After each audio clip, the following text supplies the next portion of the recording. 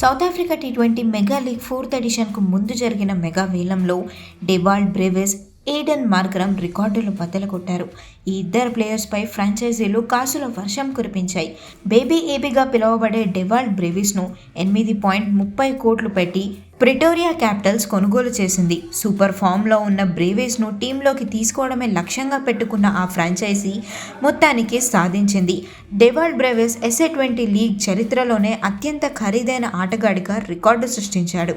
ఇక sun Risers eastern క్యాపిటల్స్ను 2 సార్లు విజేతగా నిలిపిన ఎయిడెన్ మార్కరమ్ ఈసారి ఆ ఫ్రాంచైజీని వీడారు. మార్కరమ్ను డర్బన్ సూపర్ జైంట్స్ 7 కోట్లకు కొనుగోలు చేసింది.